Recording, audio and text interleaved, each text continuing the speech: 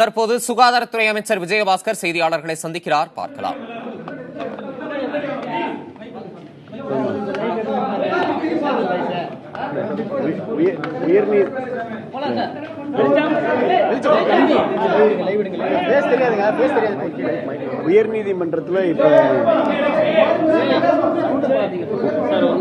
உயர்நீதிமன்றத்தில் வழங்கப்பட்ட தீர்ப்பு குறித்து இப்பொழுது தகவல் வந்தது.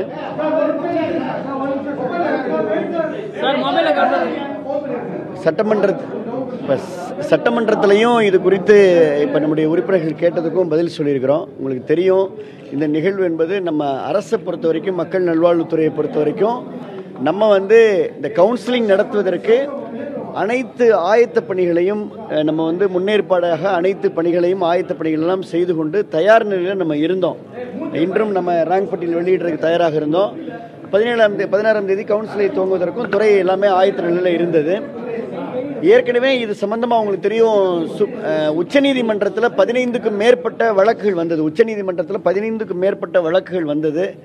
அதாவது அந்த வழக்கில் அவங்க என்ன சொல்லியிருந்தாங்கன்னா, இந்த 15% 85% போட்ட இந்த அரசாணைக்கு தடை வேணும்னு சுப்ரீம் கோர்ட்டில் வழக்கு வந்ததுங்க. அதில் நம்ம அரசு சார்பில் 2 மூத்த வழக்கறிஞரை நம்ம என்கரேஜ் பண்ணி தமிழ்நாடு அரசினுடைய கொள்கை முடிவு இந்த காலகட்டத்தில், இந்த சூழ்நிலையில் தமிழ்நாடு அரசில் ஸ்டேட் போர்டு பயாலஜி படிக்கக்கூடிய இந்த மாணவர்களுக்காக தான் எல்லா தரப்பினரும் நம்ம போராடுறோம். ஆக அந்த மாணவர்களுடைய உரிமை நிலைநாட்டக்கூடிய வகையில் அரசு ஒரு கொள்கை முடிவு எடுத்திருக்கிறது. இந்த கொள்கை முடிவை எல்லா தரப்பினரும் ஏற்றுக்கிறாங்க. இப்போ இதை நீங்கள் உறுதிப்படுத்திக் கொடுங்கள் என்று எல்லோரும் எங்கள்கிட்ட கேட்குறாங்க. அதுன்ற வாதத்தை நம்ம சுப்ரீம் கோர்ட்டில் அழகாக எடுத்து வைத்ததன் விளைவாக தான் அவங்க சுப்ரீம் கோர்ட்டில் ஸ்டே கொடுக்கல.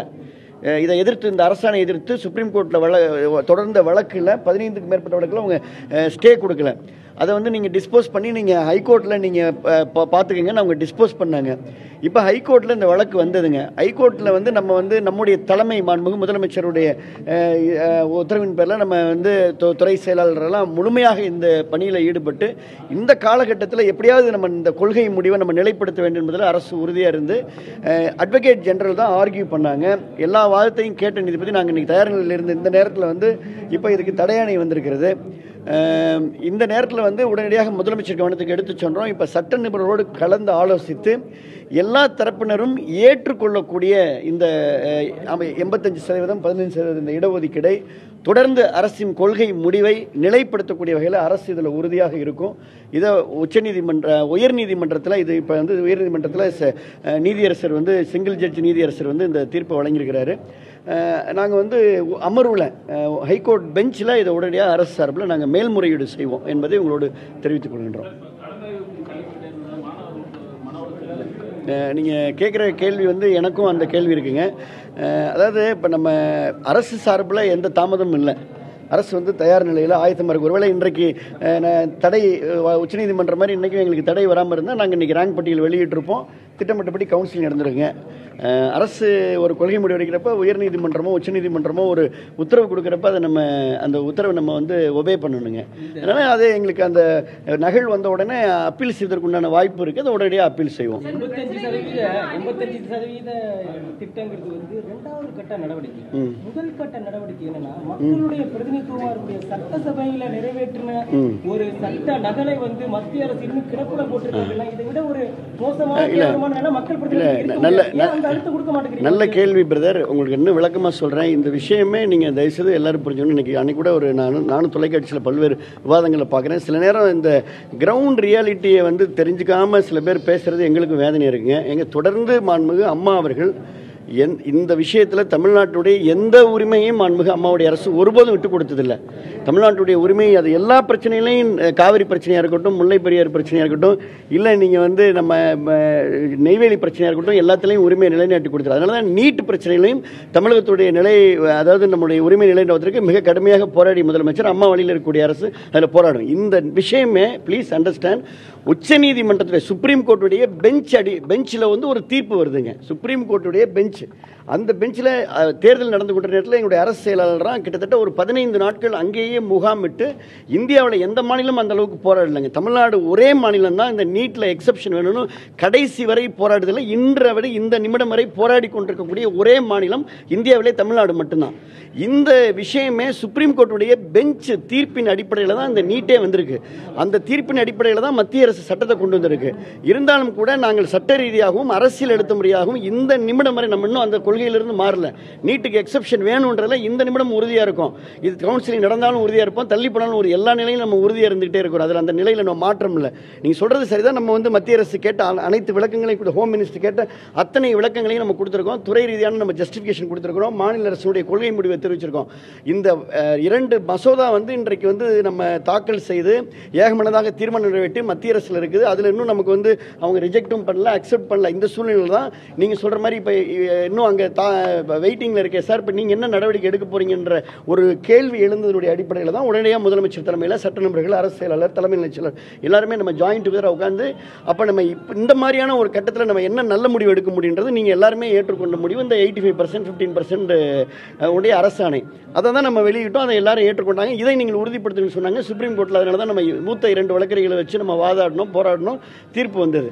இப்போ நம்ம உச்சநீதிமன்றத்தில் வந்திருக்கு, சிங்கிள் ஜட்ஜ் கொடுத்துக்கிறாங்க. நாங்கள் அந்த தீர்ப்பை நகல் வந்த உடனடியாக நாங்கள் மேல்முறை செய்வோம். அந்த கொள்கையில் உறுதியாக இருக்கிறோம்.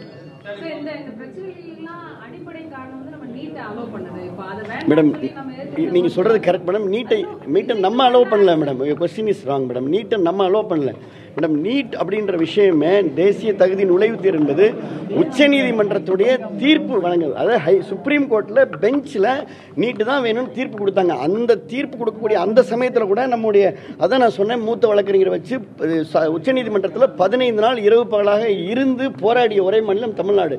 இருந்தாலும் உச்சநீதிமன்றத்தில் இந்தியா முழுமைக்கு ஒரு தீர்ப்பு வருகிறது. அந்த தீர்ப்பை தொடர்ந்து எதிர்த்து வருகின்ற இந்த நிமிடம் வரை எதிர்த்து கொண்டிருக்கக்கூடிய ஒரே மாநிலம் தமிழ்நாடு. சட்ட ரீதியாகவும் எதிர்க்கிறோம், அரசியல் ரீதியாகவும் அழுத்தம் கொடுக்குறோம். எந்த மாநிலத்திலையும் நீங்கள் வந்து ரெசல்யூஷன் போட்டு மத்திய அரசுக்கு அனுப்பல. தமிழ்நாடு ஒரே மாநிலம் தான் ரெசல்யூஷன் போட்டு அனுப்பிச்சிருக்கு. பாரத பிரதமர் முதலமைச்சர் சந்திச்சப்ப பலமுறை பேசிக்கிறாங்க. நான் மத்திய அமைச்சரை பலமுறை சந்தித்து பேசியிருக்கின்றேன். HRD minister சந்திச்சிருக்கிறோம்.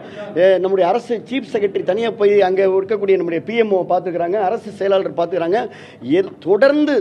தொடர்ந்து நம்ம இந்த நிலைக்காக நம்ம போராடி கொண்டிருக்கிறோம். பட் இது வந்து தீர்ப்பின் அடிப்படையில் வந்தது அப்படின்ற ஒரே ஒரு கிரவுண்ட் ரியாலிட்டியை மட்டும் நீங்கள் உணர்ந்துக்கணும். அதனால நாங்கள் எந்த சமாதானத்தையும் நாங்கள் சொல்ல விரும்பலை. சொல்கிற எங்களுக்கும் நீங்கள் என்ன உணர்வில் இருக்கிறீங்களோ அதை விட ஒரு படி கூடுதலான உணர்வில் தான் நாங்களும் இருக்கிறோம். அதில் எந்த மாற்றம் இல்லை.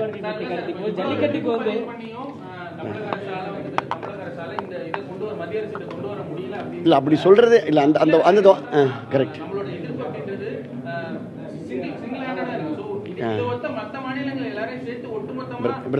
பிரதர் நீங்கள் நான் இன்னும் கூட நான் சொல்லாமல் நீங்கள் இப்போ உயர்நீதிமன்றத்தில்ங்க இப்போ அரசு உச்சநீதிமன்றத்தில் 2 மூத்த வழக்கறிஞர் நம்ம வச்சு வாதாடுறோம். அதே நேரத்தில் இப்போ இன்றைக்கு ஹைகோர்ட்டில் நடந்த 2 நாட்களுக்கு முன்னாடி இந்த வாதத்தில் கூட நம்ம வந்து மூத்த வழக்கறிஞர்களை நம்ம அட்வொகேட் ஜெனரல் வச்சு பாராடுறோம். அவங்க வந்து இந்த CBSE லெவலில் 15 வழக்கறிஞர்கள் மூத்த வழக்கறிஞர்கள், அவங்க தரப்பில் 15 மூத்த வழக்கறிஞர்களை வச்சு அவங்க ஆர்கியூ பண்ணுறாங்க. தகவலுக்காக சொல்கிறோம். அரசு வந்து இது வந்து கடைக்குள்ள இருக்கக்கூடிய ஒரு கிராமப்புற மாணவனுக்கும் ஒரு அரசு கார்பரேஷன் ஸ்கூலில் படிக்கக்கூடிய மாணவருடைய உரிமைக்காக அம்மாவுடைய அரசு நாங்கள் தொடர்ந்து போராடிக்கிட்டு இருக்கிறோம். அந்த நிலையில் எந்த மாற்றமே இல்லை. நாங்கள் உறுதியாக இருக்கிறோம். இப்போ அடுத்த செகண்டே நாங்கள் உங்கள்கிட்ட சொல்கிறோம். இப்போ எப்படி உங்களுக்கு PG சீட்டில் நீங்கள் எல்லாருமே இதே கேள்வி கேட்டீங்க சார். PG சீட்டு கவுன்சிலிங் முடிஞ்சு 3 வாரத்துக்கு அப்புறம் நீங்கள் வந்து இப்போ அவங்க வந்து அந்த கவுன்சிலிங்கை வந்து ரத்து செஞ்சுருக்கிறாங்க, நீங்கள் என்ன செய்ய போகிறீங்க கேட்டீங்க. அடுத்த செகண்ட் என்ன சொன்னோம், கிராமப்புறத்தில் மருத்துவ சேவையை உறுதிப்படுத்துறதுக்காக மறுபடியும் அம்மாவுடைய அரசு உடனடியாக அப்பீல் செய்யும், தமிழக அரசு சார்பில் அந்த மருத்துவமனைக்கு அப்பீல் செய்யும் நாங்கள் உங்கள்கிட்ட சொன்னோம்.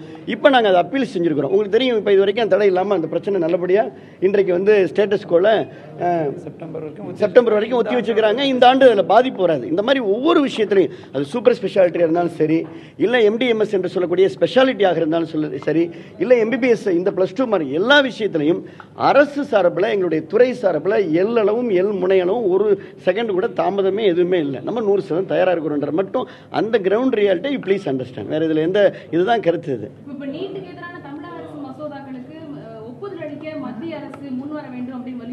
தொடர்ந்து வலியுறுத்திட்டு இருக்கோம் மேடம். அந்த மசோதாவுக்கு நீங்கள் இப்போ இந்த நிமிஷம் நினைச்சா கூட மத்திய அரசு வந்து அதை எக்ஸப்ஷன் கொடுக்கலாம். அந்த மசோதா அங்கே இருக்கு, அவங்க வந்து நமக்கு ஒப்புதல் கொடுத்துட்டா மிகப்பெரிய மன நிறைவாக இருக்கும். அதை எதிர்பார்க்கணும்.